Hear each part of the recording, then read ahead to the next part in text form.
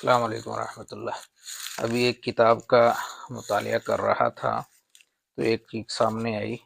بڑی اہم، میں نے کہا آپ کو ریکارڈ کروا دوں۔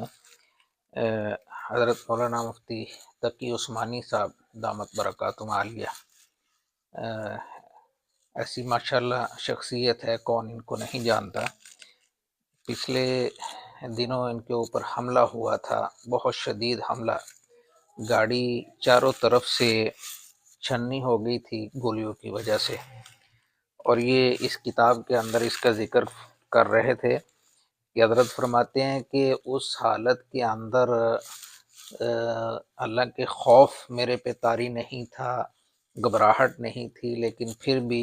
زبان سے بولنے کے لیے کوئی الفاظ سامنے نہیں آ رہے تھے کہ اللہ تعالیٰ سے کون سے لفظوں سے دعا مانگی جائے، کون سے لفظوں سے اپنے آپ کا حصار کیا جائے۔ مگر میری جو اہلیہ ہے، حضرت فرماتے ہیں کہ میری جو اہلیہ ہے وہ اس آیت کا ورد کر رہی تھی۔ وہ آیت آج آپ کے سامنے رکھنی ہے کہ ایسی آیت ہے کہ اس کے اندر اللہ تعالیٰ نے حفاظت کا جو حصار بنا کے رکھا ہوا ہے نا، وہ کمال کا ہے۔ اور اس آیت کو اگر نزول کے حساب سے بھی دیکھا جائے تو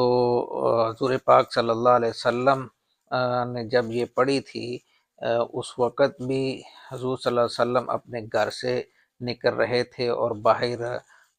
دروازے کے اوپر حضور صلی اللہ علیہ وسلم کے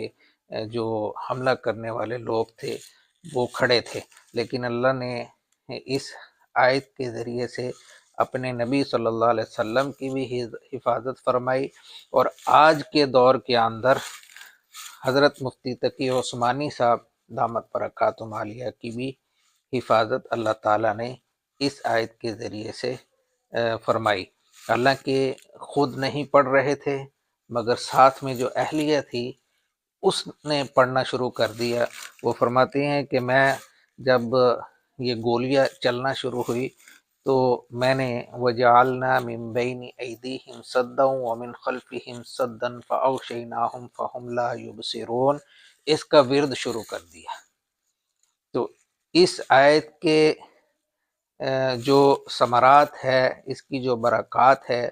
ان کی وجہ سے اللہ تعالیٰ نے اس بڑے حادثے سے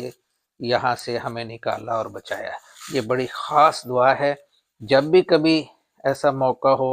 کہیں آپ گھیرے میں آ جائیں، کوئی دشمنوں کا گھیرا ہے یا کوئی آپ کا ویسے کوئی دشمن ہے،